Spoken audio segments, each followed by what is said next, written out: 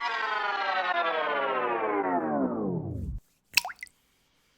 everybody, good morning and welcome back to Reaper Pro Tips. Sorry for the late start. I was running a tad late today and then Justin was stuck in a meeting and had to listen to Ed instead of starting our stream. So I don't know whether that's a blame Ed or what, but you know, we would have been a little late even without that.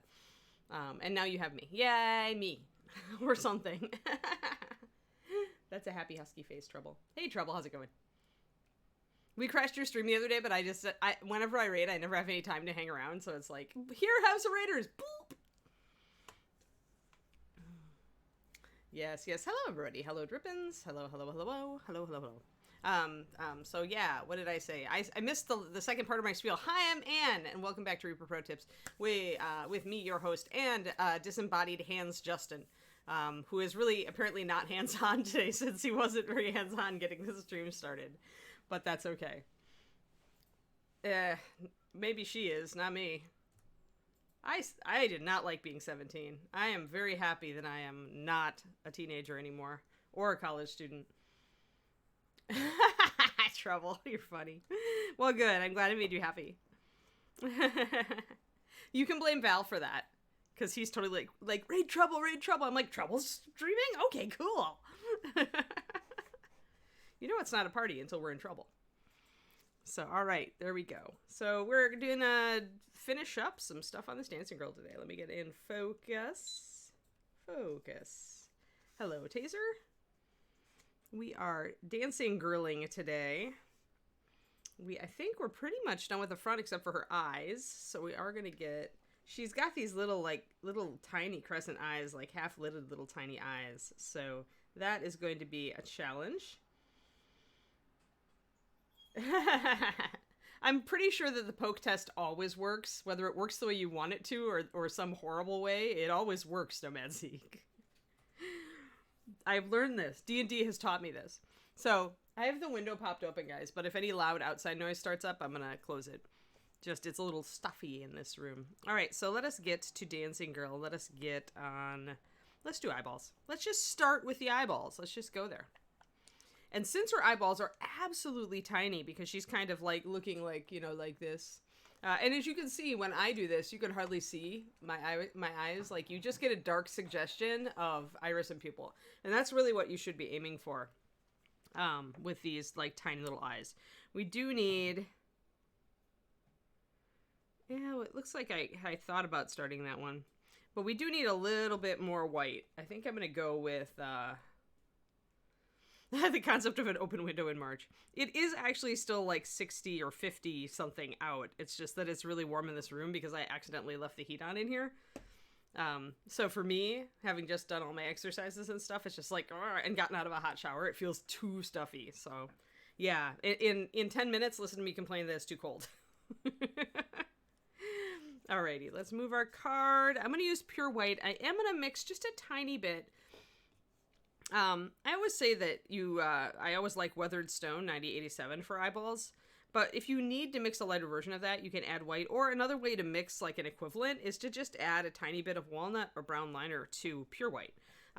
Because if you look at Weathered Stone, it's a brownish gray, and what you've got here is you've got a lot of black with a bit of brown in it, right? So if you add white, you make a brownish gray. So I'm going to add just a tiny touch. I mean, I do this all the time, guys. If I just want a tiny touch of something, I'll just put the little tip of the bottle there and go bloof. You know, and just use that. So there are times my mixes are definitely not precise and just like, I just need a tiny bit of this. And so I just do it that way rather than putting a full drop in. Gives you a little bit more wiggle room. So that's really strong, and it's definitely made this closer to Weathered Stone than I would like. So I'm going to add a little bit more pure white. Oh, good, Dicey Guy. I'm so glad. Like, it was my life's work up to this point, right? It was really, making Master Series was, like, what I did for 15, 16 years of my life, so I like to know that, I gave something good to the gaming community, right? To the painting and gaming and nerdery and geekery and, you know, mini painting community in general. That makes me feel good. So thank you. It means a lot to me. I put a lot of my heart into it, and I firmly believed in it, and so even though the Master Series line is very different from other paint lines out there, I think that's a strength. So Morning, Chibi. And Jedi Jared, I just saw you. The light green is always so hard to read on the white background. I've got a white background on my chat because I just like it a little bit better than the black. All right, so we've already kind of filled in the eye dark, so we're going to go in and try to do, and I may need to add more. Whenever you don't, your paint isn't coming off your brush, and I'm using a tiny brush. We know that, what do we know? We know that we need more water in it, right? Tiny brushes like lots of water. The trick here is that you still want it to cover decently, because we don't want to have to redo this stripe more than once or twice.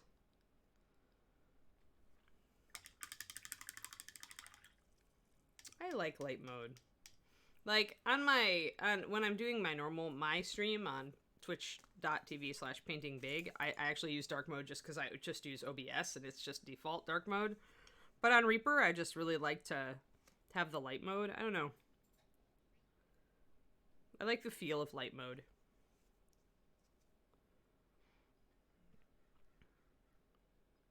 Okay, so remember, paint on the exhale. Kind of just want to put a light stripe across the eye.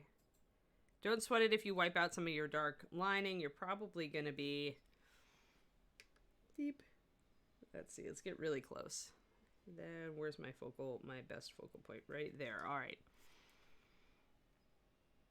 If you wipe out a little bit of your dark lining, chances are with thin paint, you're still going to see a dark shadow around the eye. And as she is a blonde, you don't need this line around the eye to stay super dark anyway. If you're doing something like a brunette or a dark, like an auburn-haired redhead, or a model that you feel has mascara on, then you should leave very dark rim. But if you're working on a lighter-skinned and lighter-haired model, you really don't need to worry about that. You just need enough shadow around the outside of this white so that the eye stands out well. And since this is a tiny brush, I need to put a little more paint in it. And I need to... There we go. That's nice and solid. That's good. Yeah, Kerniko. I'm glad. Yeah, it's just practice, right? It's once you get like down the system down. I'm gonna kind of get one back here too. This eye is kind of buried underneath the arm, so I'm not going to be as picky about it because I can't really see to put a pupil in there, but I can hit a little bit of the white.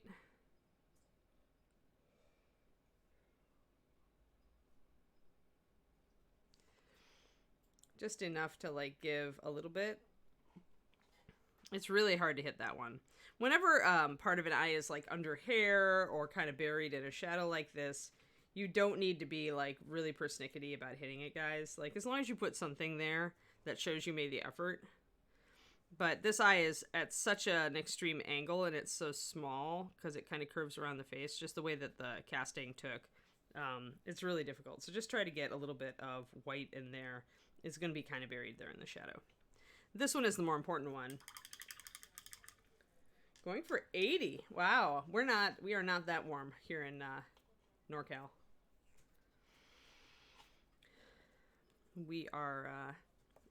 We're aiming for 64 as a high today. So it's probably in the 50s outside right now. I'm going to put down some walnut. When you have to do this small of an eye, go for the walnut, not the brown liner, because you don't want any transparency. You want really heavy coverage so that when you put that tiny dot in the middle of the tiny eye, it's nice and solid and you don't have to do it more than once. 64 degrees. Oh, all right. So we are the temperature of Norway. That's good to know. Norway is warmer than I would have thought in March.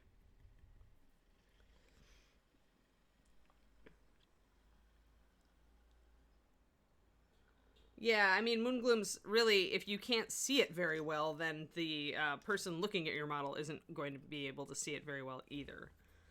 So at that point, if you can't see it very well and it's like kind of around the edge of the face and you can't get at it very well, just kind of whatever. Try to line it, try to get a little bit of the white in there.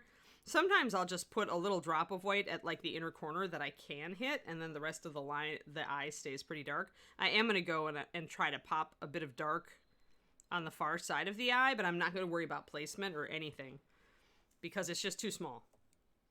Like, don't be so hard on yourselves, everybody. It's like you guys expect to like that us like people who have been painting for 30 years or more, you know, are able to do this stuff. No, most of the time we know what wars to fight.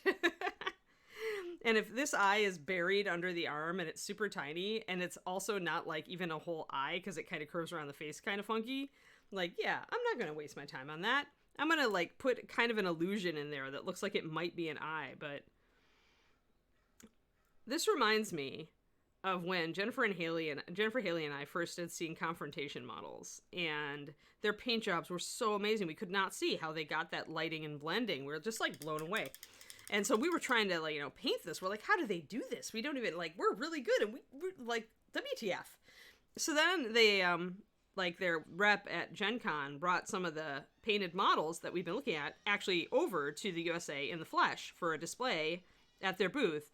And that's when we realized that they were actually using little touches of gloss sealer to create that effect, and using an overhead light source. They were, in fact, cheating. We had been trying to paint like nature perfect stuff because we thought that that was what they were doing, but in reality, like, we were trying to paint something that nobody had painted, like that they didn't even bother painting. They just used gloss sealer.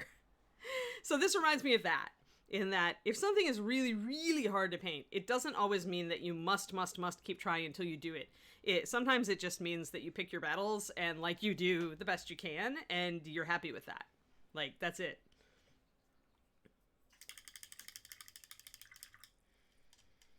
Yeah, don't worry about it. There's not enough space for the dot here either. I mean, I'm probably just going to try to make a dark shadow at the corner of the eye. Like, I'm going to get a little paint on my brush, and I'm going to reach past that initial white. And this is going to actually, you know what?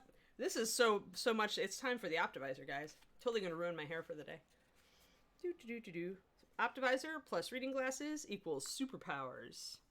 When you really, really need to see the tiniest little thing on your miniature. Can I do it while I'm on camera? That's the question. Hold on, because I'm really close. Okay, gotta stay there. I don't know if I can get the Optivizer close enough. Oh, maybe. Yeah, that's way too dark and way too much paint. I'm gonna go in and touch that up.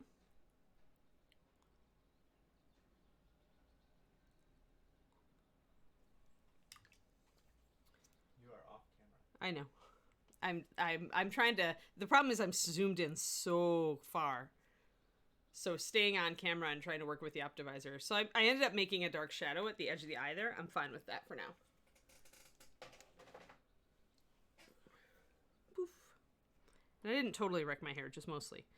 So, like, the only way I can even get in there is to really use like 10 times magnification.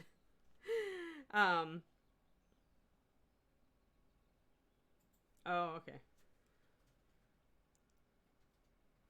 Yeah, I don't know about how much Photoshop fixing they did, Kerniko, because the ones that I saw were actually really well painted. It was just that they were using gloss to cheat with a strong overhead light source.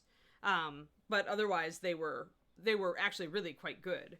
So, I mean, Jennifer and I were not disappointed, other than in the fact that we've been trying to copy, like, the perfect blend from white to whatever, and it was really just a highlight that was because they were using a higher gloss sealer or applying it in strategic spots.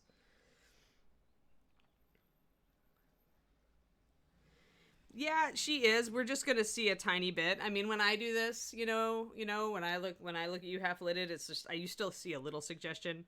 But I was trying to show people, it's just like, you know, when you're trying to hit that, like, even with top magnification, I couldn't do it, you know. So don't feel like you need to do that. Practice your eyes where you can see them first, and don't be hard on yourself if you can't hit this half-buried crazy eye that is half an eye.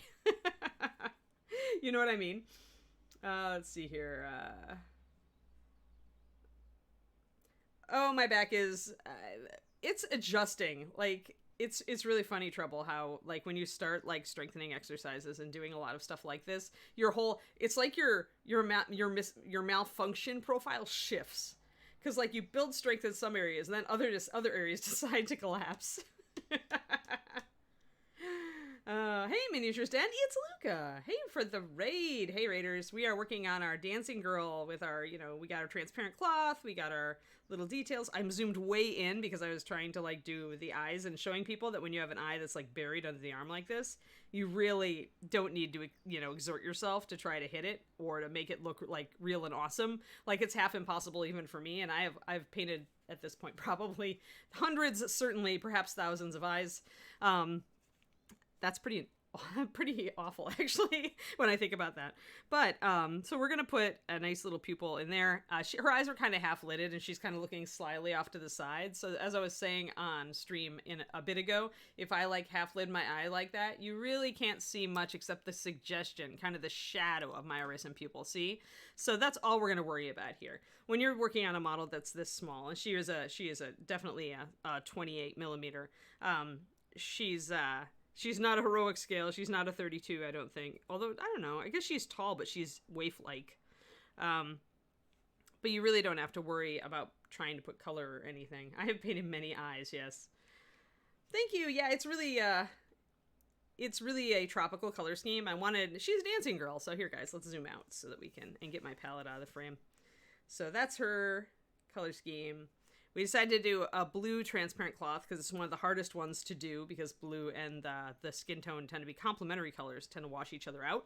So it can be quite challenging to do a blue. If you're trying to do transparent cloth for the first time, I actually recommend doing like a yellow-green works well, a pink, a red, a purple. Purple especially I think works really well, especially a reddish purple. The closer you get to blue, since skin tone tends to be a muted orange, but the closer you get to that complementary blue, the harder it is to get this to look right without it graying out too much. So that is why we're doing that. And then on the back, there really wasn't, like, the cloth drops away from her skin very quickly, so we weren't able to do too much translucency back here. But we have to throw some highlights on and hit the hair again, and maybe an extra highlight on the skin is what I'm thinking. This is the point in the miniature where I adjust. I tend to paint everything to what I call a soft finish, and then at the end I go back and I fix the parts that I've neglected, and I pop the parts that I think need more pop now that the miniature is figured out. So anyway, that's a little summary of what we're doing today. Welcome, Raiders. Now let us do this horrible, horrible, horrible pupil, because I have to use tiny brush, I have to use thinner paint, and I have to be really good at my placement. Or we're repainting this sucker. And that's the way it is, right? And I should get close again, because everybody wants to see the eyeball up close. So where's my good focal point? There, right around in there, I think. Trying to figure out where my focus is best here. Let's just get her here and refocus. There. Tight. All right.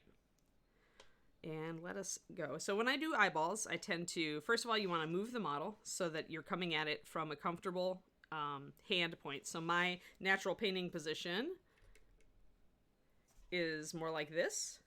So if I try to do the eye from here, I'm going to have to distort my hand position, and that means my control's not going to be as good.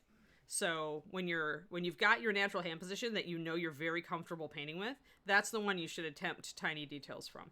So turn the model around until you can use that comfortable position.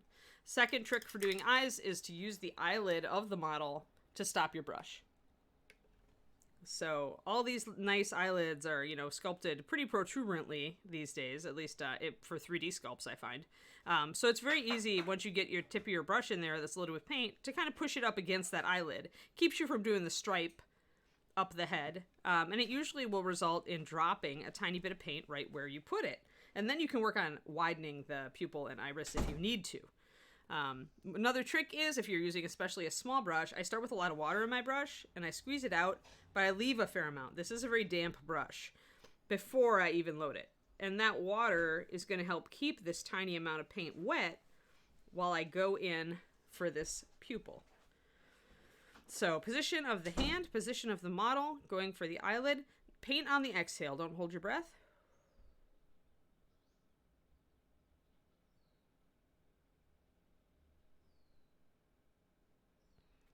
We got a pupil in there. I probably need to adjust it. She's looking more toward the viewer, which is actually kind of like, seductive. And that's actually good. I was going to make her look into the side, but now that I put that in there and she's actually looking toward us, I like it a little better. Like, there's the tiny little pupil. So yeah, those are my top tips for eyeballs, pretty much, Dicey Guy.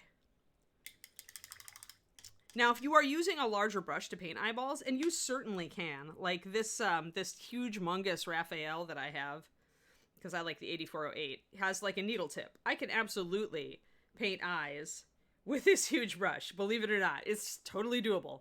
But the problem with this one is you're going to have to unload this brush a lot if you're using thin paint, because so much paint likes to gather in here, and it wants to all run onto your model. So that's why when I'm doing really fine details these days, I find it is a little less annoying to me to switch to tiny brush. Yeah, I kind of like that. I think I need a little bit more white, though. I like that she's looking at the viewer, but I want the white to pop a little more on that side of the eye, so I think I'm going to get some pure white and do it. Yes, paint on the exhale. It's just like when you learn to shoot a gun, or when you learn to, like, you know, play pool, in my case, it relaxes your body. If you inhale and suck in a breath and hold it, you're going to shake. Like, it's going to accentuate any tendency that you have to shake, because all your muscles are tensed. When you exhale, and I even do it just on the exhale, or I'll exhale and hold it. Either one of those is, I think snipers are taught to exhale and hold. I don't remember, but either one works, and it's the same principle. It's relax yourself so that you can minimize any shakiness that is inherent to you. Thanks for the sub, Coobs, the resub, 17 months. But yeah, I had friends who played a lot of darts and pool when I was in college, and they kind of taught me that whole principle, and when we applied it to painting, we got good dividends. So, all right, I'm going to use some pure white to lighten up this eye white color. I was not using pure white before, but I am actually going to make a lighter color now, because I want a tiny bit of the white to show over on the right end of her eye here, and I need a little bit more pop, because if I want a little tiny micro dot, it's got to be bright. So I'm going brighter than I might otherwise do. And this is a mixture of like a little tiny touch of walnut brown, which is a blackish brown mixed with pure white. So it makes a nice off gray for eyes. Eyes often have yellow too, so you can use linen white or creamy ivory mixed with white. It's up to you, but with a kind of a half-lidded eye, you're usually not going to see the yellow. You're usually going to be heavily shaded by the lids, and it tends to look gray.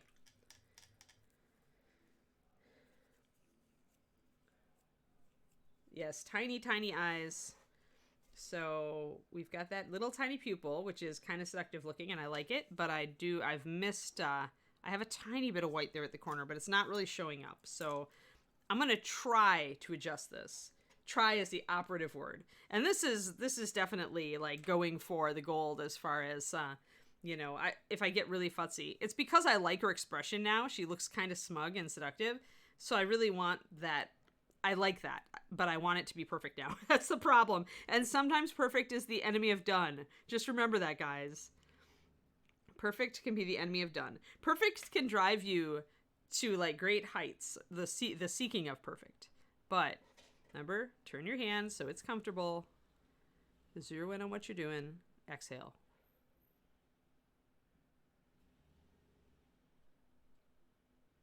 I need a little bit more on my brush. I need a little more water on my brush. I got a little bit in there. Exhale and hold while it takes pictures. Yeah, because it relaxes you. Yep. Very, very smart.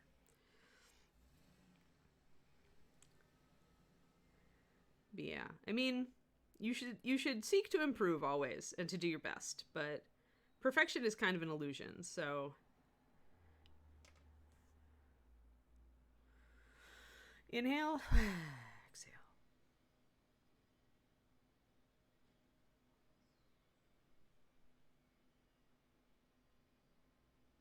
It's hard to get in there, and it's hard to get in there especially. That's close. I got a little bit more light in there. It's still not really showing up, but it's not bad. This is where I question myself and go, do you really need to get this tiny little dot in? Do you really need to? I think I'm going to switch to my DaVinci. I think my DaVinci is up to this task. Because I feel like this little brush is just drying out just a little bit too fast, even with the water trick. And I really need like a micro dot for this eye. So I'm going to pop in that, and I'm going to get my DaVinci Maestro, because that sucker, when it's a good day, when it's having a good day, it is capable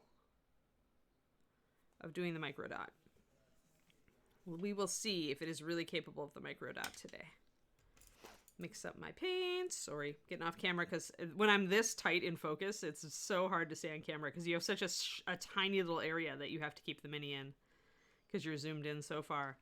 All right, so thinning the paint. Sometimes it is easier to re-white the eye, Varl, but I'm really in love with this iris placement. I don't want to change it or lose it. So that is why I will continue to attempt this. And that is, you know, perfectly okay. As long as you understand that, you know, in seeking perfection, you may end up blorfing it anyway. If I blorf it anyway, then yeah, I've got to repaint.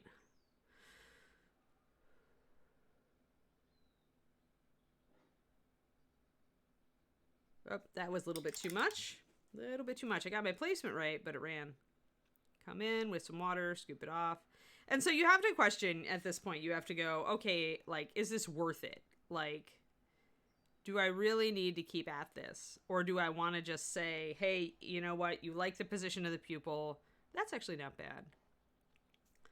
That actually turned out okay. Let me actually do just a tiny bit more here. This is such a tiny eye. Let me see.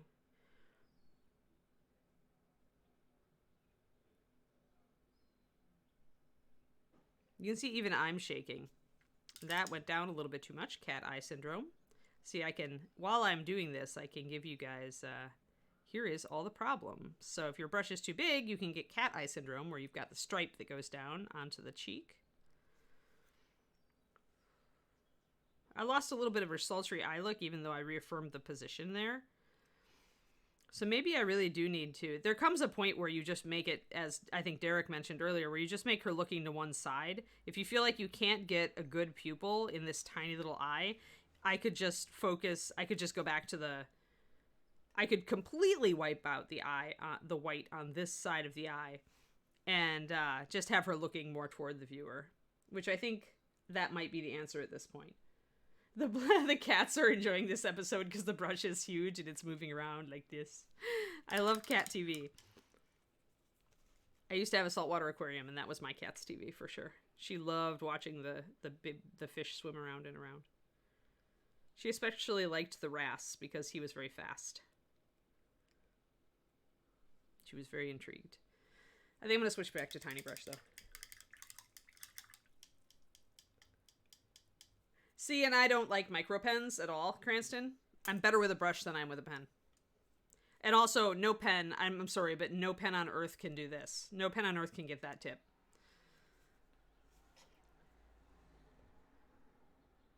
So if you love micro pens and it's your thing, go for it. But remember, remember they can run. Some of them bleed, so you may want to seal. All right, we're going to go back. We're going to try to...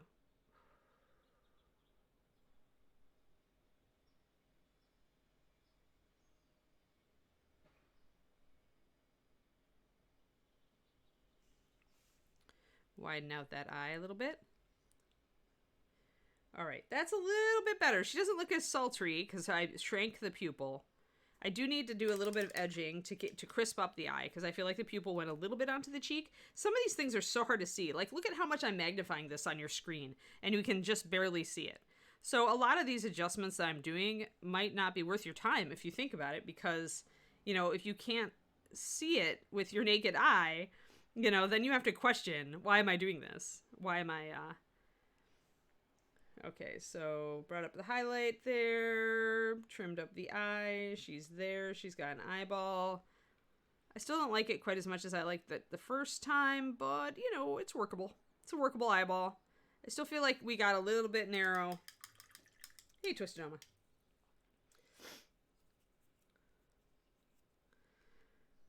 So let's see here. Do I want to keep... Now you have to question yourself. Do I want to keep futzing with it? How long do I want to go?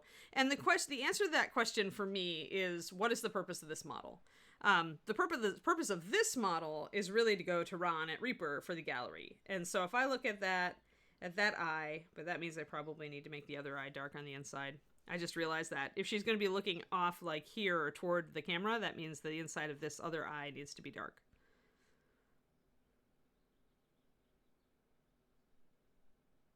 So we need to make sure There we go. That's nice. All right, cool. Brought in some dark on the inside edge. Now she looks like she's looking toward the viewer, and she's got kind of a flirty look on her face, and I like it. Awesome. All right. So what I was saying is, if this was a competition level model, I would spend as long as it took to get these eyes perfect. Absolutely perfect. Like, I don't care how many times I had to repaint them. I would just do it. Because for me, my whole purpose, if I'm painting for a competition, is to push myself. So I don't care how long it takes. You know, if I have an effect in mind, I'm going to go for it. But this model is a display piece to be in the Reaper gallery. And that means I don't spend 20 hours on it because, you know, it's just there's like a certain return, you know, for your time. So what I usually aim for with Reaper showcase models is I aim for between 10 and 12 hours. And if it's a big model, it could go to 15, or 8 to 12, I should say, because a very simple model like this might be less. And if I hit that, then I'm very happy. And anything like competition worthy tends to go 25 to 40, easy, depending on how complex the model is.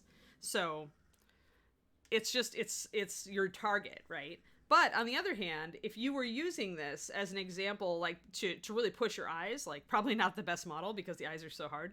But if your purpose in painting this model, one of your main purposes was to improve your eyes, then I would say keep working.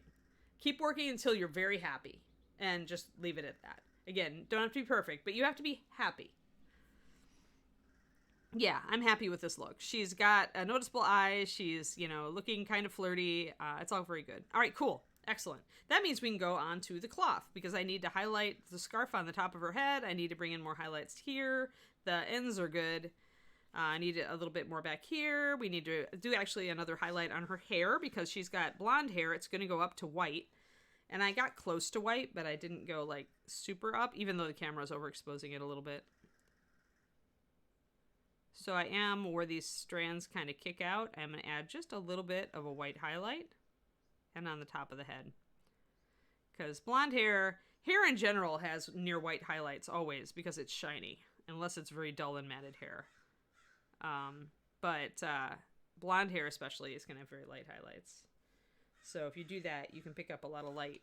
And then if I thin this, I can get a nice extra highlight on the skin to go with that. Because I feel like now that I've gotten a lot of other things blocked in, I feel like my skin is not as light as it needs to be. Or could be. So I can put a little bit more of a highlight on some of these muscles.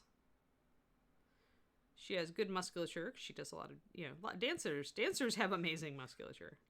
They don't have all the malfunctions that I do. Being the desk jockey that I am. Or have been, I should say. There, a little bit more highlight, a little more light. You can do a couple of layers and just shrink them if you really want to bring up the light. Just think about where it's going to fall. Lighten those areas. I need to definitely hit the top of the hand here. Little crossed fingers. These are going to be hitting the light. They're going to be right perpendicular to the light, so they're going to get a lot of light. So hitting a really high highlight up there is just fine. You want to blend it in a little bit more when you come down from the knuckles, because the hand is not as perpendicular to the light as the fingers are. There. And then we got to check the front, which actually is pretty good. The edge of this finger could be a little lighter. This area here could be a little lighter. The belly's pretty good. Maybe a little touch there. Got a little bit outside the lines there. So just touching up little bits. Touch on the chin. She's got a fair amount of stuff going on up here, so not as much on the forehead as I normally would do. A little bit on the hip. So again, just bringing everything up there till I feel like I like it. Good enough. Then you need to be having more fun, Kerniko. You're not having enough fun. Have more fun. Unjudge. Remember, that's our hashtag. Hashtag unjudge. Alright, so that's looking pretty good. Let's get remember our colors for this, our very, very happy, bright, tropical colors were these. So we've got Runic Glow for our pink with a bit of clear magenta to shade it. We've got Tropical Blue with a bit of cyan blue to shade it. And then we've got Phantom Glow with a bit of Tianzia Jade, which is a beautiful Pathfinder color, to shade it. You could also use Phthalo Green if you've got the Reaper Phthalo Green or a different Phthalo Green that is cooler rather than warmer. So, for example, in the Scale 75 tube paint, they have a Sap Green. It is a Phthalocyanin Green, but it's a yellow phase Phthalocyanin Green, so you would not want to use that for this. You want to use a blue phase. Alrighty, so let's get this going on. Runic. Pink. Tiny bit pine paint pink. Fun? I would so argue with that, Kuriko. You may be dour, but I think Scots know perfectly well how to have fun. So I'm gonna disbelieve that statement. Make my D20 roll to see if it disappears. Come on, you brew some amazing beers. I love Scottish ales. Or I used to when I drank more beer. Scottish and Belgian ales. Those two. And of course you do a great whiskey, but...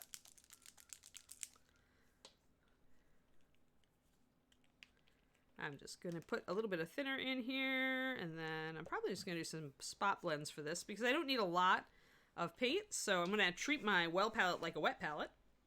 And just do probably some spot blends kind of around here and up on the top of here. I regularly kind of use my well palette like a wet palette. When I just need little touches of a highlight color for some tiny area, I will just mix a puddle like up on top of these flat areas, or maybe one in the well here, like because I've already got some thinned down white in here. So I can pop that in there and put together a lighter color if I want. But I also can mix in even lighter hue, and since I only need tiny touches, I'm not going to use a whole well for it usually. I'm just going to use a little bit of the flat area. I do that for lip color pretty regularly.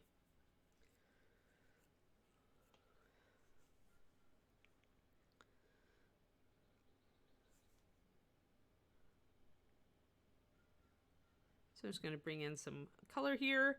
Now, usually when I'm talking about doing blending across cloth, I always say use a stroke that's perpendicular to the surface. The exception, though, is when these folds are so tiny that you really just can't get a cross stroke in on them, in which case it's okay to line highlight them. But as they move down, it's useful to do more of a perpendicular stroke instead of a parallel one. Just to bring out a bit more blended. It'll fool the eye easier if you go with a stroke against the shape of the object. Because when you do a vertical stroke on a very vertical surface like this long scarf, the human eye is great at picking up patterns, and so it will pick up on that right away, and that means it'll see your brush stroke. When you're trying to get a blended effect, you want to fool the eye, so you want to go against that.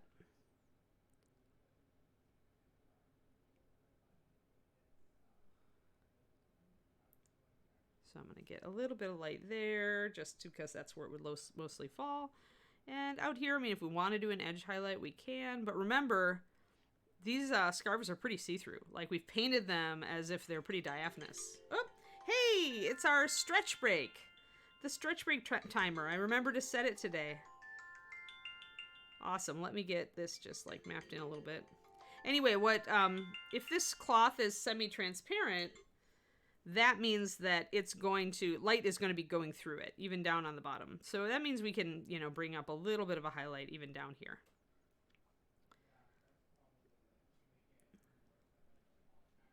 So you've got to think about the qualities of your cloth also, like as far as where you go with highlights.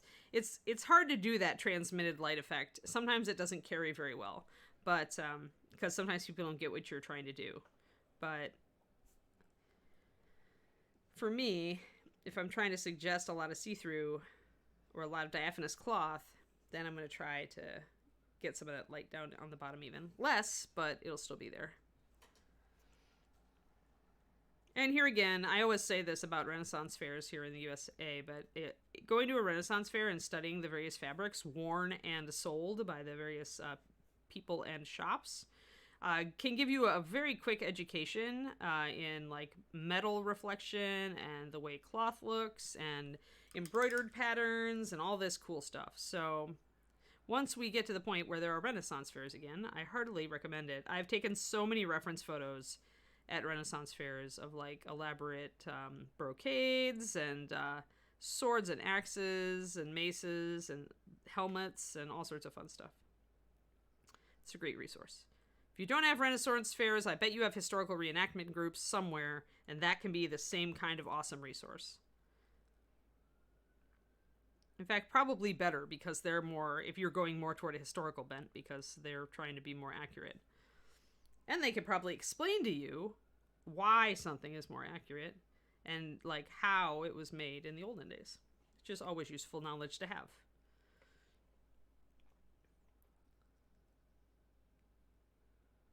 Yeah. Everyone stretch and hydrate. I'm gonna get up and stretch. I haven't been up here in the West Coast area before Army of Heroes. So I haven't been to anything up here at all. I just moved from Texas last April, and of course then everything's been shut down because COVID. So I grew up right outside a Renaissance fair in Wisconsin, and then I went to many when I was in Texas. Went down to TRF, which is the southern one that's really huge, and then Scarborough, which is the northern one, was closer to us. So we went. It was only about an hour away. So we went to that one a lot. But I find them great references, and I find them fun. So yes, we'll probably go. I'll drag David to one. He's never been. Hold on, let me put her down here and Zoomify. Or sorry, Focusify. So you have something to look at. All right, cool. Time to stretch, everybody. You've been sitting for more than a half hour, 45 minutes in one place. Please get up and stretch. An actual joust. Cool.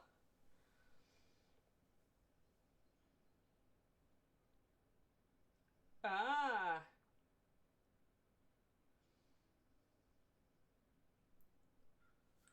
Crows and bones, you only highlight up to white on cloth surfaces if they are shiny cloth. So with here, I'm actually pushing it up, but I'm not going all the way to white. But these are, I'm thinking these are like silky scarves, so they're kind of see-through, and they also are going to be reflective. So that's why I'm taking my highlights up higher on them. Your ceiling, the highest level, to use Sergio's term, the ceiling of a given surface is directly proportionate to how shiny it is. The ceiling of this shirt is very low because it's a very dull fabric. Even if I lean really close to the light, I'm not going to get bright, sharp white highlights on this shirt. I'm going to get a lot sharper highlights on my hand because skin has oils on it, and so it's slightly glossy. That's why you'll see skin highlighted up to near white or white more often. So if your cloth is shiny, then you go to pure white.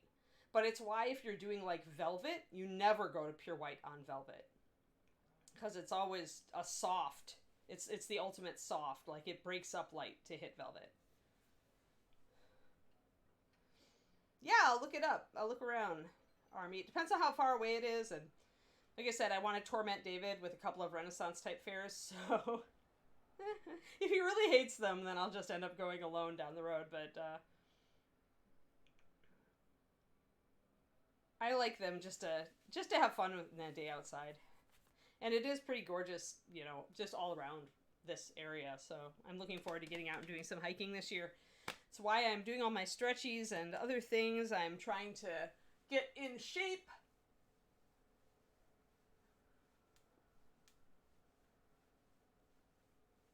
I like to do my punches because that gets my blood moving. I'm going to do some cat-cows, guys, and then we'll resume. Do my yoga stretch. Get the spine flexed. Gotta keep the spine happy.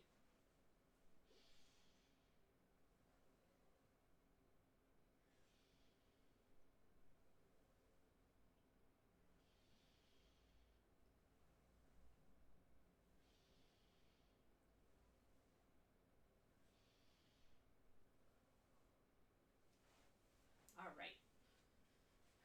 Got some good cat-cows in. You miss fairs? Yeah, they are fun.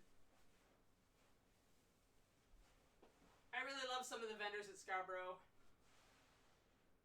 I'm looking forward to seeing vendors out here and who's out here.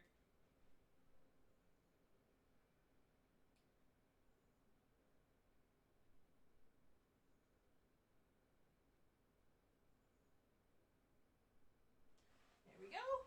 Sweet. All right. Time to get back on the job. Boom, ba-doom. Whee. All right, we're back. And now we need to hydrate. Hydrate.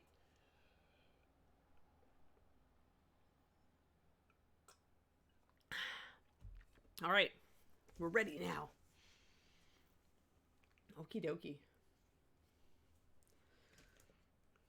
But yeah, whenever you're building highlights for a surface Crows and Bones, your first question should be, how shiny is this? Now, that said, on 28mm, often we punch our highlights a little lighter than they would be in nature. Like if I'm painting a dark blue shirt on a model, but it's 28mm, I am probably going to take the highlights up higher than it would be in real life, because on 28s, it's kind of this compromise between stylism and realism. If you paint the surface exactly like it would look like you did no work on it, and it wouldn't read right at 28mm, because everything on a 28 is so tiny that to make it look really good, you've got to over accentuate a little bit. So you shade a little bit more than you normally would. You highlight a little bit more than you normally would. But even with that, you should still like make your highlights make sense. So if your shirt is like this one, maybe you highlight it a little bit more to bring out the details of it, but you still don't take it as high as you would take shiny hair or metal or shiny cloth.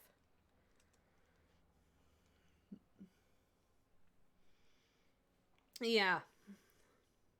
TRF, I think, is that one, right, Twisted Oma?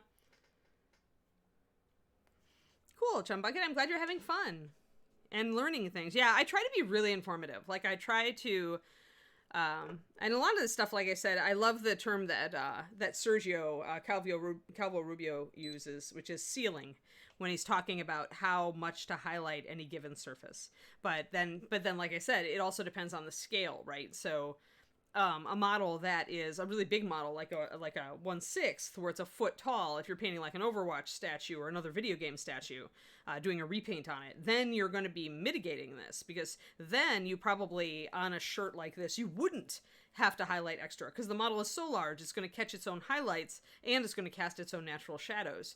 But the smaller you get, the more you have to punch your highlights up and punch your shadows down to bring everything out. So scale definitely makes a difference in where you put your sealing, in my opinion. When you start getting up 54mm, 72mm, that's where you can really see some differences develop in terms of sealing, in terms of how high you highlight something as in line with its shininess or glossiness. It's when you get big. And then on busts, you definitely see a more natural highlight and shadow, as far as, I wish I had my Viking bust out. I did a wool cloth on him, and because wool is so rough, I kept my highlights actually very low, like maybe mid-tone would be the highest highlight. It's black wool. So starting to think about that kind of thing as you start to paint larger models is important, in my opinion, because you do change it up. You really do. So like, well, I don't really have any cloth on her yet, but when I'm working on this chica, the Templar, you know, when it comes down to her cloth, this is a very light colored cloth, or suede. I haven't quite decided whether it's going to be leather or not. It kind of looks like it might be leather. Just a real pale leather. But when I get down to this cloth, I'm going to have to ask myself really hard questions about how shiny is this? Because my NMM, my Sky Earth NMM, is developing up to be like punched up to pure white, because it's the shiniest of shinies. So that means I need to watch this and not take it up as high. This is such a big model. My red is probably going to come up not nearly as high as this. It's going to stay quite low.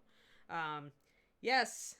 Oh, did you not see the development, Derek? Yeah, the last time I was playing around. I believe in doing one side first and seeing if I like it before I do the other side. This is how we started. But the nice thing is that this also gives you an idea of how I started this, where I started by shining a bright light on it and noticing exactly where the drop-off was into shadow, and essentially painting that just right there so that I would get it right. And now we have to ask ourselves how sharp the Sky Earth reflection is going to be. Right now we're getting dangerously close to chrome. So So as David, my boyfriend, was saying, he's like, he favors fuzzing this out more and making it more rough. So it's not obviously like very mirrored. And I haven't decided on that yet. I'm probably going to keep working on the lion and bring that up and muck around with this and get the under reflections and stuff in before I make that final call. But yeah, this may end up being a little bit more fuzzed out, so it's not quite as mirror-like. So, but otherwise I'm pretty happy. I'm really happy with the lion head.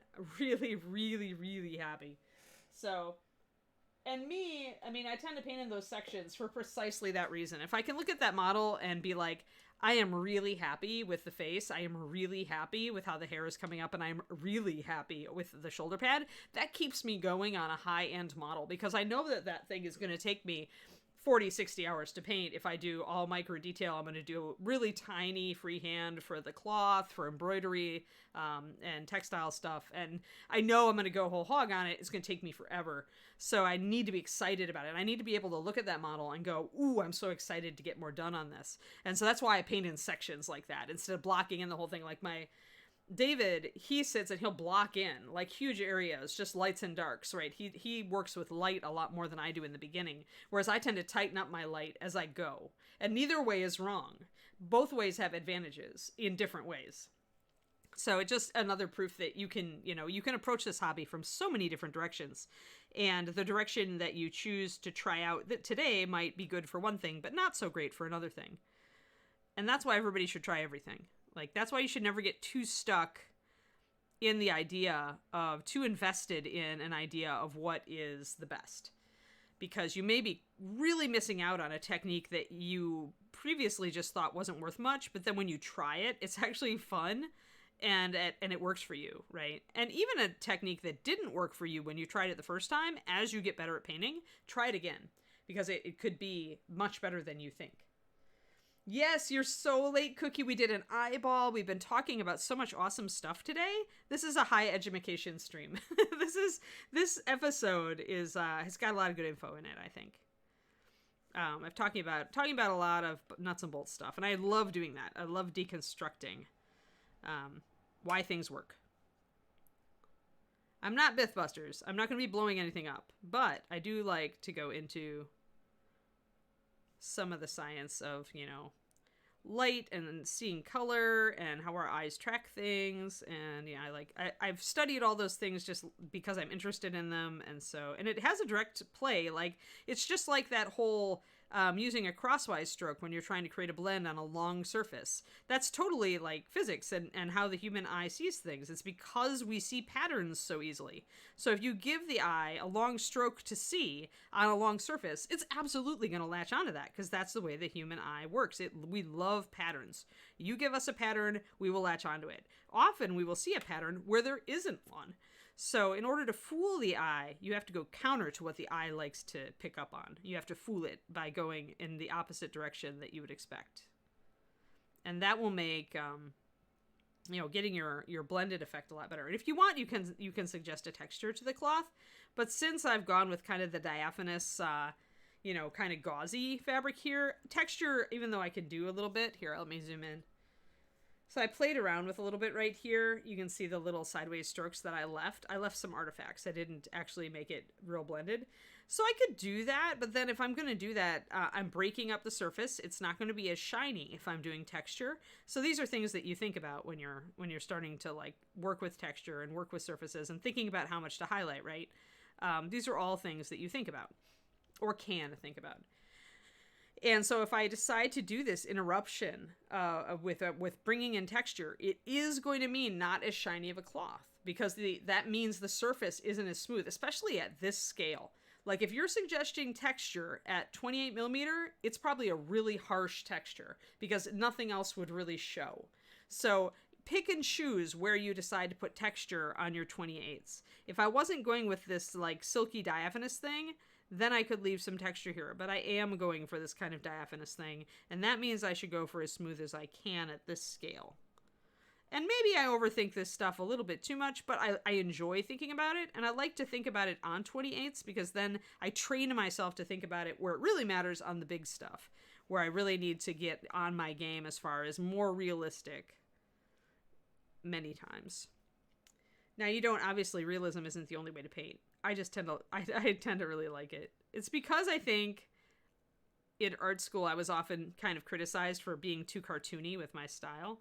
Because back when I was in college, like, there's a lot more respect for, like, illustrative art now than there used to be. And so I always kind of felt like my art style sucked because, you know, I wasn't doing realism. And it felt like all I could do was kind of cartoony when I do my 2D art. And I was frustrated about that for a very long time. And so it thrills me to be able to reach for a more realistic style on miniatures. It's yet another example of, like, how I say I always learned more from painting miniatures than I did in art school. It's absolutely dead on true.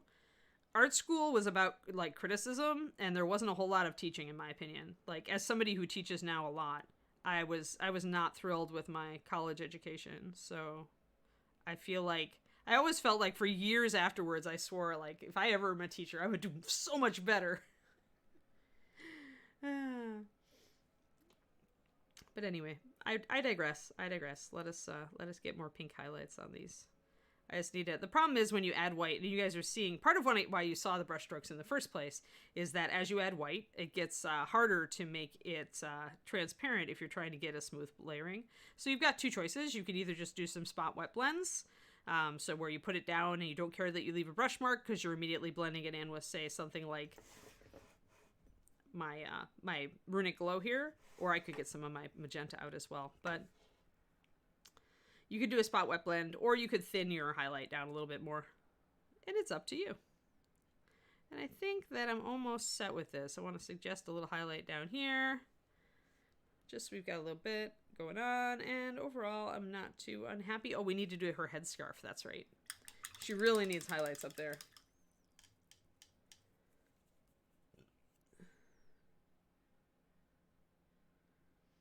Oh, to do the point edge highlight. I think it's control and paint consistency, Varl. I'm using my DaVinci, my old standby DaVinci size Series 10 size 1 for this. But I've just gotten good at it just because I do it. It's like I try it a lot. That's something where if you are able to hit it but your brush isn't working very well for it, then it's probably your paint consistency. Like, you may need thinner paint, or you may need less paint on your brush. Depends on exactly what problem you're having. If you feel like it's always blobby, then you've got too much paint on your brush. If you feel like it's not coming off the brush, then your paint isn't thin enough. But if you don't have the mechanicals, if it's that you can't normally hit the edges, then it's just practice. You can get there. So it's like there are many ways to troubleshoot depending on the specific problem that you're having. And there are many specific problems, as I just outlined, that could lead to you having trouble with, like, edge highlighting with the point. All right, I think that's pretty good. Let's get her scarf.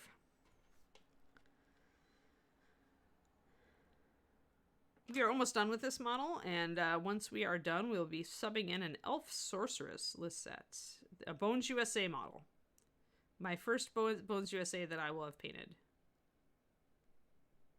And I've always loved Lisette. I've loved the original sculpt by Werner. Always felt like it was one of Reaper's best figures. Even over the years as we've gotten more and more sculpts. Now up here at the top of her head, if I'm doing a shiny cloth, I may use a tiny bit of just under pure white. Just to hit a couple of really sharp highlights to make it look shiny. See how that makes it look more shiny?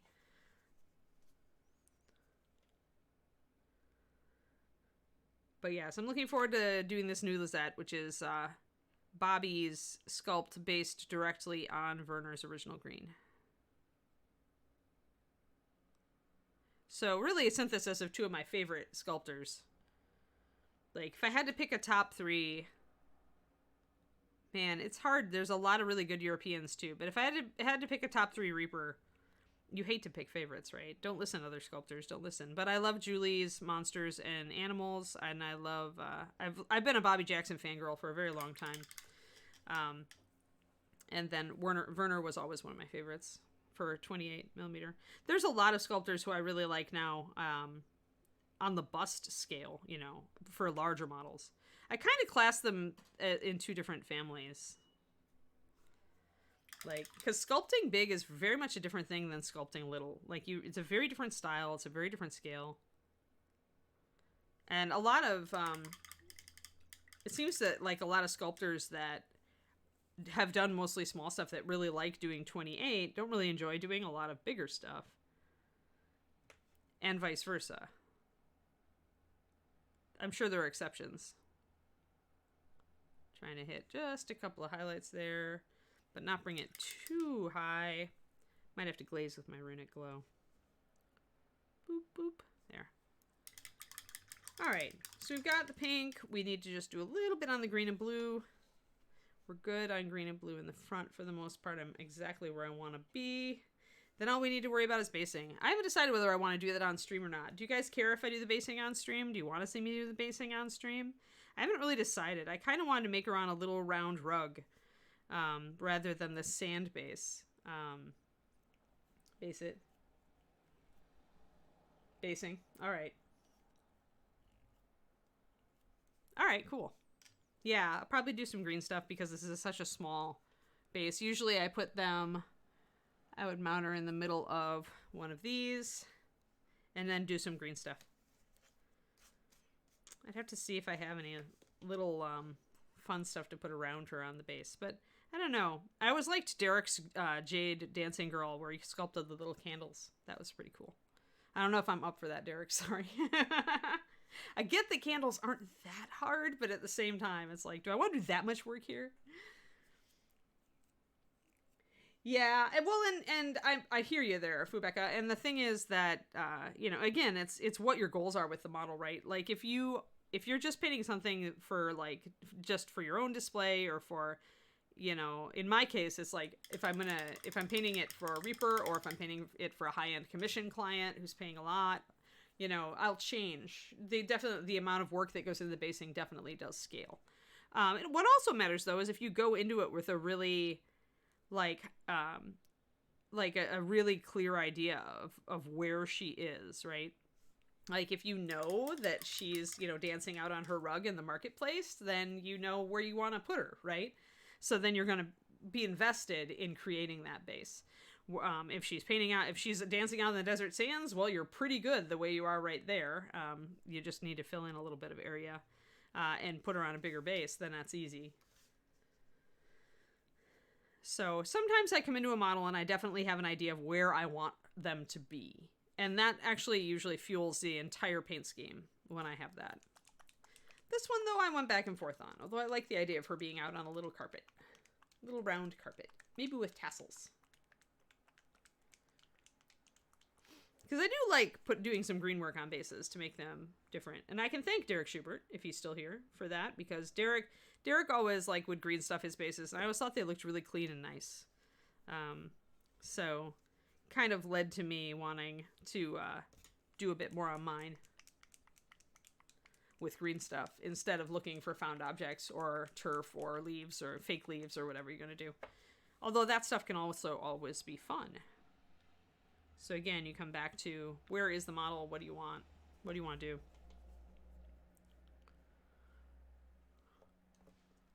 There's nothing wrong with a simple base as long as it doesn't work against the model.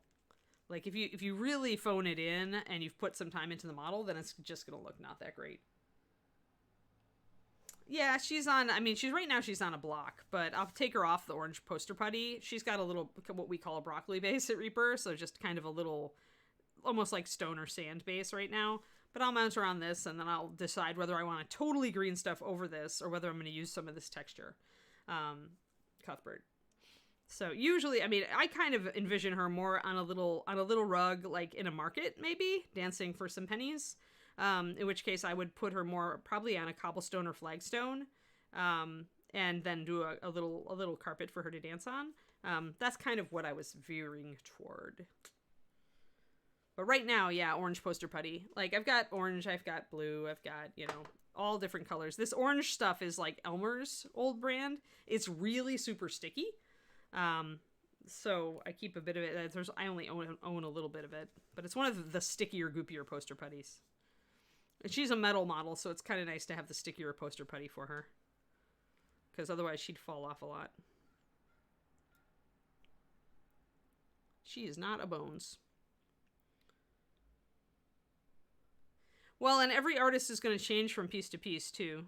Twistonoma. Like, there are times when I reach for bark or, you know, tree limbs or, you know, little twigs and stuff like that and do much more of a, less of a sculpted approach. And there are times I go the other way. And now I'm going to do a vertical stroke. If I'm going to blend it in, do some wet blending. There, with the edge of my brush. So it's, yeah, I mean, most of us, I think almost all of us, like, have different ways we tackle basing depending on the model. And we also like to push ourselves. So, you know, we'll try new things to try them out and see if we like it. Like, always keep an open mind about trying different things. Like, I never used to do as many green stuff bases as I started doing when I started doing this show. But what it lets me do is kind of work in the conversion sculpting aspect to this show, which I like because I think that in some ways it's a vanishing art with 3D sculpting becoming more ascendant. Working with putty is not as, like, teaching that is not as commonplace as it used to be. So I like to work with it on stream because it's still what you mostly use for conversions. And it is a useful skill for any painter to pick up working with green stuff and other putties. I used to do tons of Sculpey for basing, super Sculpey. But this is one where she's got such a simple little base. I would definitely just do green stuff over the top and correct what I was doing. So again, we're going against the grain on this highlight. Notice I did a line highlight down the top, but then I came in with a slightly darker paint to blend it in. And I'm going against that perpendicular stroke again. Here we've got kind of a scooped cloth, so I've got a little bit of a harsher line. And we do have a lot of dark up here. I might bring up just a little bit of a suggestion of these folds. And then kind of glaze. Because we've got a little bit, we can suggest a little bit of these folds going up here. But in general, this cloth's going to be more in shadow, so I don't mind. There.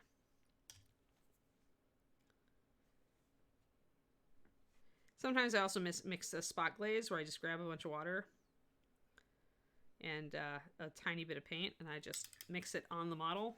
Just bring your brush back in to kind of dab off any excess that you see. And let that dry. Alrighty, so I'm okay with the blue. I probably could do a little bit better job of blending it there.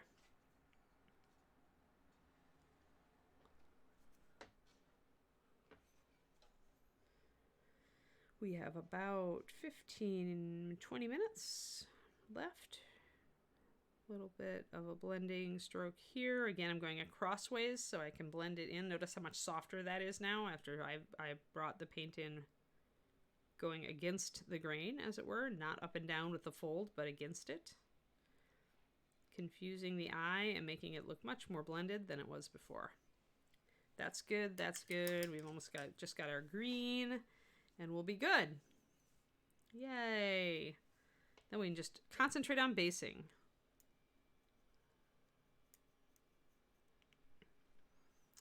So yeah, maybe I'll put her on a little rug and put a little collection dish out in front of her with some coins in it. That would be fun. Be a little bit more involved, right? A little bit more of a story there, and I like story.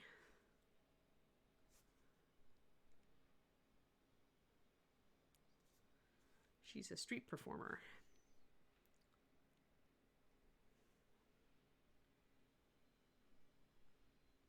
Now I do tend to use a vertical stroke if I'm bringing in like a close to white highlight down at the very end of these folds. Then I do tend to go back to the very, very small parallel highlight.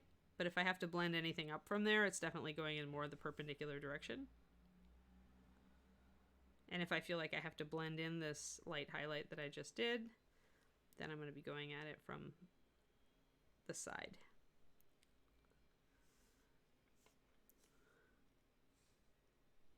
In general. Sometimes I just, you know, like fudge around with a brush stroke that isn't optimal, and I managed to just wet blend it into existence about where I want it. But in general, those are the guidelines that I use. And I pick up a little light up here at the top.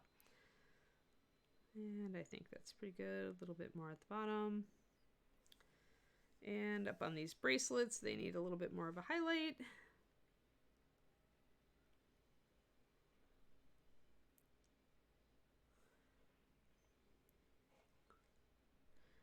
And sadly, she's a little bleached out on camera, so you can't see as much detail as I am doing. I think she probably would look better if I threw a little bit of the... There you go. Now you can see it a little better. This is a really good camera, but it still likes to adjust a bit much depending on what's in the background. So adding a little bit of a lighter background by adding that in helps you guys see the actual colors. Alrighty, wow, she looks pretty good, guys. So this one's gonna go to Ron. We just need to finish the basing on her, and then she can go in the box with Juliana and who was the other one? Oh yeah, the cat folk rogue, Shadow Eyes. I'm gonna send Ron all three. He will be super happy, hopefully, as happy as Ron ever is. But yeah, so we'll do that, and cool, excellent. Well, we've got probably another 20 minutes to go. So I guess I can glue her down and maybe mix up a little green and at least smoosh it down. I have my base right here. We'll do my little trick with my sticky tack or sticky note like I always do. The easiest way to, you can use just tape too. Tape is also perfectly doable, but I don't have tape here at my desk, and I have sticky note. Sticky note is so easy because it's such thin paper. Sticky note.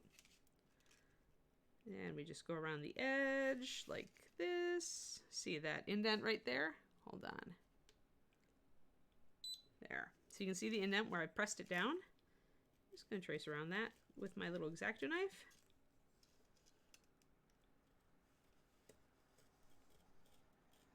More or less. Don't have to be perfect. Ta-da! Boop, boop. And I can take that end off, and then I can carve off any of the rest that I want to not be here. Can take a little bit of my knife and just take off those little bits that are in the way. Maybe even carve a little bit more sticky note off. And this will give me enough of a platform that the glue will not go through the slot. Yeah, except his beautiful painted minis are all down in the gallery for the most part. Although sometimes they hide on his desk for a while before they get down there. It's more like if you look at Ron's desk, it's actually a horde of unpainted minis, Kernico. Alright, and I go a little too far toward the edge down there, so I'm going to carve a little bit out of that. There. Boop. I enjoy doing this. I enjoy like putting my sticky note on and carving it away with my knife and kind of tailoring the shape. There we go. All right, now we can totally put glue or green stuff on this, and we don't have to worry about our putty sliding down into that slot. It's just a little shortcut. I hate like when I'm putting a putty on a base and the model doesn't totally cover the slot, so I just do this first. All you need is something to get, like, something to sit there and it's so easy, Fubeka, right? I used to use just masking tape, but I'm addicted to sticky notes, and so it's just so easy for me to just grab a sticky note. I keep them everywhere. And the paper is nice and thin, and it's tacky, so it's like, ta-da! So easy. But yeah, masking tape's also a good fit. I don't like Scotch tape, the clear plastic stuff, as much, because it's slippery. But, you know, use whatever, like, adhesive sticky thing you feel like using. Like, I used to always fill them up with green stuff, and it was always such a pain in the butt. Now I'm just like, this is the easy part. And now I can just figure out where she's gonna sit. And if I want her to have a bowl out in front of her, then I probably want to put her, if she's got a little collection plate, I probably want to put her toward the back, which actually means I don't have to sculpt all of the rug. That's actually a pretty good solution. I am going to have to, like, have enough room to kind of build up. Unless I leave a hard edge here, I will need a little room to kind of build up this area to kind of just give it a little slant. Or I could just do it with a hard circle and make her kind of raised up. Since there's a slight depression here, which is great, but it's not enough to like bury her base in. It's not a true drop-in base where you just sculpt it all in, fill it all in. So I will have to raise it up a little bit, but that's not too bad with green stuff. But this leaves enough room then, if I want to do a little collection plate in front of her, to do that. And I can bring out a fringe of carpet, and I won't have to sculpt a whole round carpet. I can just suggest that she's on a larger carpet that she's laid out to dance on. And then, yeah, then I can put some stuff and some details on the ground in front of her. So, yeah. Man, that didn't take any time at all. I guess I should keep going. It's usually that I'm running out of time or I'm running over time in these things. It's rare that I'm, boop. Glue your model down. You have a couple of seconds to scooch it around. That's about where I want it. That's cool. You could use gel glue for this. It would probably be better than Zap-A-Gap since I'm working over the paper. The other thing that the sticky note keeps is it'll keep the Zap-A-Gap or the glue from running down to the bottom of your base and sticking it to things, right? So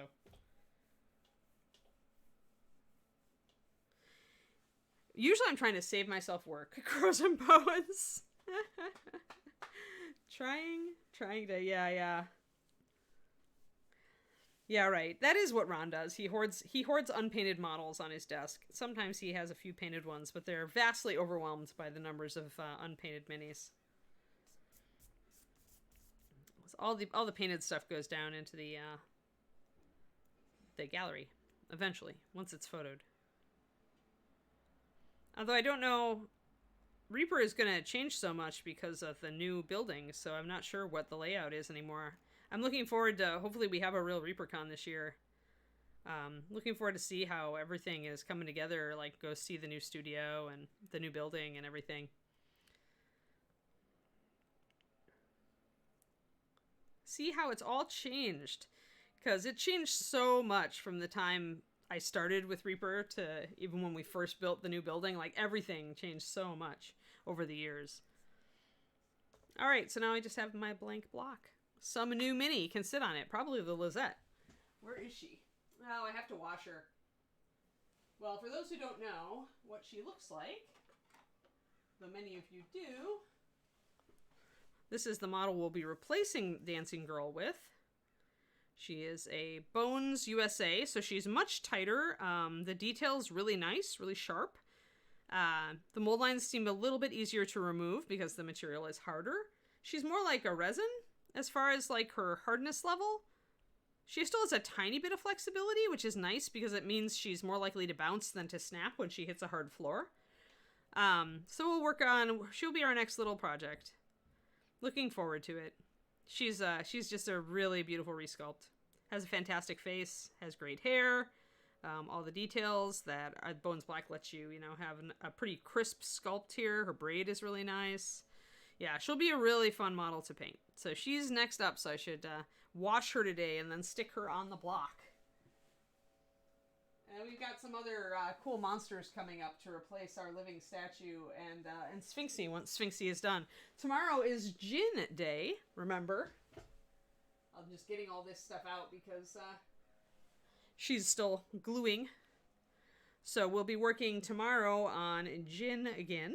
Gin again. Yeah, I could. Gin Day. Yes, everybody drink. I don't know if I'm going to prime her. That's actually a really good idea. A really good question, Crows and Bones. Like, usually with Bones, I just wash it. And I'd never prime it. So, does Bones USA work the same? I guess we'll do our test, won't we? So, I'm going to wash her, and then we'll see. And if I have problems with paint adhering, I may prime her. Who knows? Yeah, she's always been the pose has kind of been with her feet stacked one behind the other, from my understanding, Varl. So you can see how the one leg is kind of converging on the center line of her hips. So she's kind of standing with her feet together, but one behind the other. And that's why the other one gets lost in the fabric. That's Izzy doing more stylistic pose. So yeah, tomorrow we'll be working on this one. We'll be continuing on our blue and highlighting that probably. I may block in some of our gold NMM, our pale gold. And also I wanted to work with possibly an accent color. I think I wanted to go pink. Like I'm trying to keep her like in the realm of a sunrise. So I want the skin goes up to the pink, and then I would really like to see like a pale gold, maybe these little scarves being pink. I'm on a pink kick. just in case you guys wondered. I don't like gin either. Actually, the only gin I ever liked was what's the cucumber gin? I don't remember. But there's a company that makes a cucumber gin. It doesn't taste like burnt Christmas trees, so I kind of like it better. But yeah, so we're going to do her tomorrow. I have been on a pink kick. I'm currently painting the Halfling Rogue, and I'm going to totally put pink on her also. So yeah. I was going to go with Runic, because I think it's going to go pretty well with her other pink. My only concern with going this way, though, is that it's going to wash out the pink in her skin. So the question is, can I use pink on these and not de-emphasize the very subtle pink on the highlights in her skin? So yeah, the Rogue is fantastic. It's Black Crow, a European company. Don't go to their website; you'll spend lots of money. David got her for me as a present, along with her dwarf friend. But I decided that she needed to be a goth girl. Like, she's totally a goth girl halfling. So, like, her hair's gonna be blonde, but I'll put a pink streak in it. And she's gonna be mostly in purple and black, but she's gonna have, like, little pink accents. I don't know. I don't know what it is about really fierce halfling rogues, but I always want to paint them pink. Okay. Well, that's good to know that the Bones USA will take paint without priming. Good.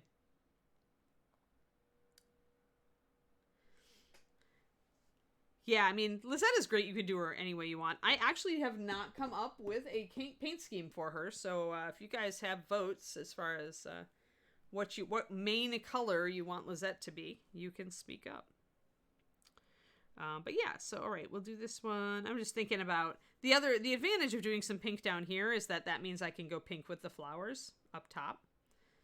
Probably pink, yellow, and white.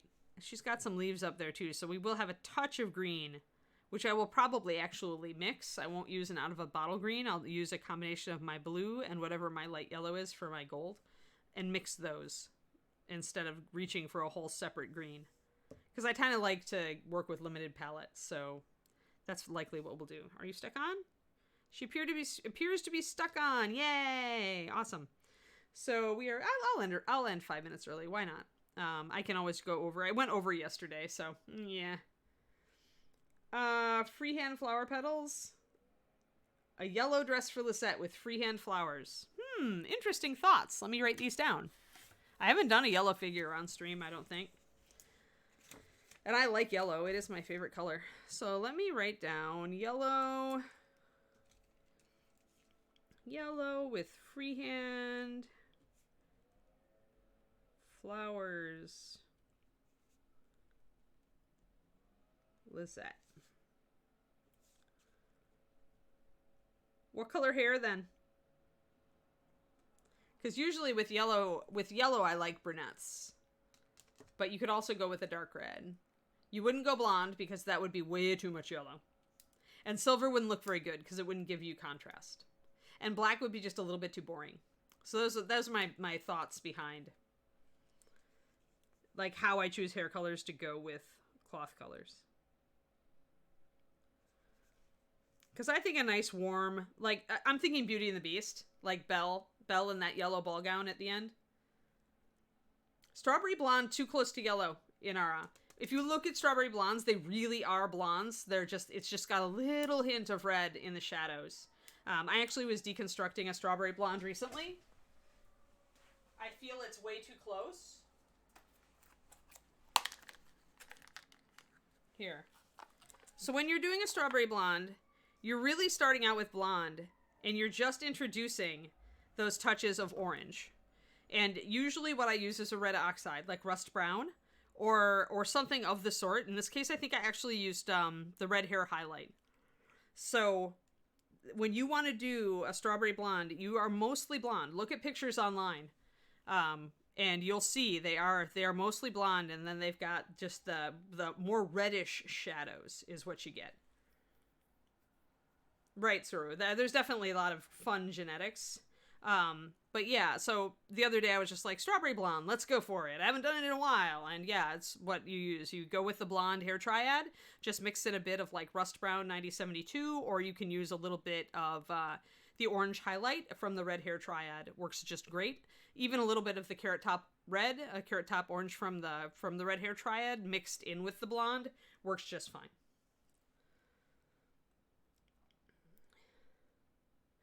Yeah, that's not strawberry blonde. Like a red with golden highlights. You don't really see that. Like you see orange highlights on a redhead, but you never really see gold. You could do fantasy, I suppose. Like just say, well, my redheads have yellow highlights, and you could go for it. But again, I think that's almost like too much. I don't know. I like a little bit of light dark contrast. So we also have to look at the model and the composition. But I'm very resistant. I really don't like analogous palette. Like, I like contrast. I will be the first to admit it. So when I think of doing a model that's in yellow with kind of a blondish but reddish hair and then a lot of, maybe brown, that's a very analogous palette. It's a yellow, orange, red. Or yellow, it's a yellow-orange palette with a touch of red-orange. So then you're really in an analogous color scheme. By analogous, I mean analogous color schemes are very limited. They all hover around one side. On Lizette, there are areas that we could throw other colors into, but then we're going to be very limited as to what we can do. And whatever color we throw in is going to be really like a sock in the eye. So yeah, I don't know. I like a little bit more balanced color scheme, I think. But that is my own bias, like the fact that I do not like gray eyes. Yeah. Mine are blue-gray, so maybe mine are gray too, but they do get a little green if I wear certain colors, but they're not green. It's all just color contrast at that point. So anyway, there, we sucked up another few minutes. Silver is too light, not enough contrast in my opinion, with the yellow. When you choose yellow as a predominant color, the lesson here, guys, should be that when you choose yellow as a predominant color for your figure, you have some challenges. You can't just go crazy on some of your other choices. You have to, because you're choosing such a light color and such a warm color, you already know that probably it's going to be really close to her skin. So suddenly you've got a model and it's like overwhelmingly yellow, orange, essentially. And then you add blonde hair to that, or strawberry blonde to that, suddenly you have even more yellow, orange. And so then you've got all the same color on the model. Where do you go for contrast with that, right? Because it's all the principal areas, the most important areas, like the main dress, the skin, the hair, it's all going to be the same color. So then you've got a lot of challenges, which is why it's like you've got to, you can get yourself into a color corner so bad going that way. So it can be very difficult. Because then any darker color you put on the model is just going to sock you in the face. So it can be hard. It can be really hard. So, Reverie, I don't know if I want to do that. I don't know, maybe. It could look good with yellow. That is one thing that you can do. You can choose a brown skin and go with, it looks really good with yellow, orange, and bright red. I could shade it with purples, Derek, and swing it, yeah. I did that with the seahorse, if you guys remember. Shaded yellow with purple to show you guys how that worked. And that was a much faster paint. Well, dark red works. Like, okay, think contrast. Because if you're going to use colors that are all next to each other, and actually Reverie just did that also with her suggestion of dark skin. If you're going to use colors, if you're going to have everything be orange and yellow, then the other way to vary it is to make it some very dark, some middle, and some light. So we could do dark red hair. And if we did blonde hair, well, if we did yellow hair with brown skin, it would look a little odd, but maybe an elf would do that. But yeah, we could also go with dark skin and go that way. We could go with dark skin maybe and do silver hair. So that's a question. Maybe that would work, but then we'd have to start looking and breaking down our colors. See, we could talk color theory on this one for a while, guys. Like, we may have to do a Derek. We may have to pull a Studio DKS here and do a little sketch. Do a little Lizette sketch, a doll to color in, to see what we might want to do. I could do that. But it'll be a little better than a stick figure, I promise. But yeah, but Twisted Oma, it's not that you can't use any shade of red or orange for hair, but you should use a darker one if you're going to go that way. And if you go that way, you're going to have a very fiery figure, right? At that point, you're also saying things about maybe the magic that figure wields, because you're going with all those warm, fiery colors. So there's going to be a suggestion of that in your theme, right? So you got to think of that too. It's like, oh, do I want to go that way? What kind of mage is Lizette? What kind of magic does she use, right? That can also inform your process. All these things inform your process. So when you're choosing a color, the best thing to do is to start with what I just asked you guys, is like, give me one main color. Okay, awesome. We work everything from that one color. So let's just do that with this Lizette. Once we're done with sculpting the base here, we'll come back and we'll do one session entirely on blocking in colors on Lizette and how I use color theory and contrast to choose the colors on a model. And we'll just do that. And yellow will be our first color. You've got to have one. And we'll choose a specific color. Do you guys have a specific yellow you want to work with? Give me a specific yellow if you've got one. Yeah, you could go more druidic with her. Exactly, Twisted Oma. Like, I don't know if I own Marigold. The closest thing I've got, because I use Lantern so much, Cookie. What's Sunflower from? Hey, Reaper John. So, Lantern is the closest thing I have to Marigold, probably. I don't actually use Marigold very much because I like Lantern so much. Sunflower is from where? Sun Yellow is 9008, but Sunflower? I almost named a color Sunflower, but it ended up being called something else. We can use Lantern and highlight with Lemon. It'll be a little bit weird, but we can do that. So pretty much people are saying you want warmer. What you want is a warmer yellow. Am I correct? You're looking for orangier yellows in general? Except for Reverie with the Lemon. Lemon is a great highlight color. Yeah, I love Pale Saffron. That's actually one of my favorite all-time yellows. You can get close to it with Candlelight Yellow from Bones, with a little bit more yellow, or a little bit more white in it. We could go Light Mage. Yep, we can talk. We'll talk when we do the stream. We'll talk about, yeah, Surrender Yellow is really close to Lantern. It's got a bit more white in it. So we can play around with that. But we can talk about if we want her to be a fire mage, or if we want her to be, more of a light mage, or, what you want to do. So, yeah. So, all right. Well, we'll probably go with more Lantern. I've got more yellows in the closet as well. So I'll just pick out some warm yellows, and we can choose a principal color from that when we get together. All right. So today, to recap for Collins, who loves recaps, today we pretty much finished our dancing girl except for her basing, which we will work on next time. We glued her down onto her new base, which we will sculpt her base onto. We did highlights on her hair and skin. We touched up all our highlights on the cloth. We gave her an eyeball at the start of the stream. If you missed it, we did have an eyeball in there. And yeah, she's coming right along. She is almost done. So tomorrow we will work on Ms. Jin and see how she comes along. And yeah, till then, guys, I'm gonna leave you with that. Have fun. Who are we gonna raid today, John? Oh, is it Collins? Okay. Working on it. Awesome. Fantastic. Yeah, thanks everybody for coming in. Thanks for all the new people. I know I saw a lot of people who I hadn't talked to before, so you are always welcome. If you want too much information stream, this is me. This is me. I'm Anne. I have a problem with too much information. It's always fun to hang out with you guys in the morning. Gets me going. I can go and, do my day for the rest of the day in a good mood. But we'll just leave here. Let's just get a little closer. Closer. There's in focus, more or less. No such thing as too much. Don't say that. There are some people out there in the world that would take that as license for way too much stuff. Thanks for coming in, everybody. I will see you around. I'll be back tomorrow morning with the gin. And yeah, have a great day, everybody. I'll see you later. Bye-bye.